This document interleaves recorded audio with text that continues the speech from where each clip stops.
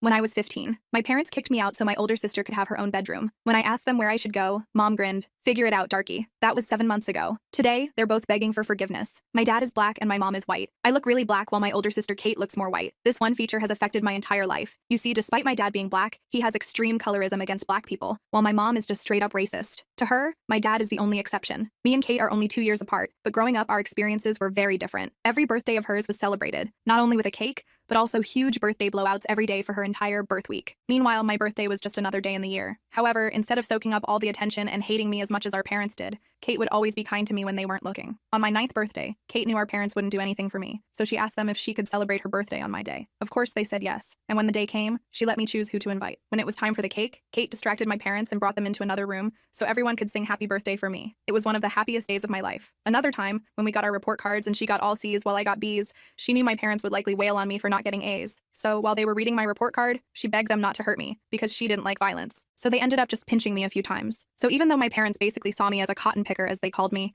I still felt lucky because Kate was always there until one day when she turned her back on me. It was her 17th birthday. I woke up to the sound of not just my mom, not just my dad, but my entire family throwing all of my belongings into boxes. Your sister said all she wants for her birthday is her own room. Sorry, is the first thing my dad said when I asked what was going on. My eyes widened, and I asked them where I was supposed to go because there were no other rooms in the house. My mom chimed in, I don't know. You have phone numbers of friends and family. Figure it out, darky. Tears filled my eyes, and I looked over at Kate, who refused to make eye contact with me. Her entire body was tense. It took almost half an hour of convincing before I finally believed it wasn't some weird prank. I immediately started to howl with a deep sadness because the one thing I was holding on to, the one ally I had in the house, had abandoned me. And even as I curled into a ball and started to rock back and forth with a loneliness that I can't describe with words, they ignored me, just kept packing. By this point, my flight or fight kicked in. I numbed my emotions before walking out and calling the only other family member I trusted, my aunt, on my dad's side. After Kate's betrayal, I had no idea what she'd say, but she immediately said I could come over and stay for as long as I needed. I didn't eat breakfast that morning, didn't even give Kate her gift, just took the boxes, ordered an Uber, and left. But on the way there, Kate called me. I was filled with hate as I saw her name pop up on the screen, but picked up anyway. I'm so sorry, please don't hate me. My eyebrows furrowed, and I went completely silent. Are you alone right now? She asked. I told her yes. Kate didn't say anything else. She just turned on FaceTime and showed me a pregnancy test, with 2 pink lines. It was hers. I gasped. Lily, I'm pregnant. I don't want to tell mom and dad yet because, well, you know how they can be, but I don't want you to be home when they find out. I thought back to the time when Kate came home with a hickey. My parents shouted at me for almost an hour,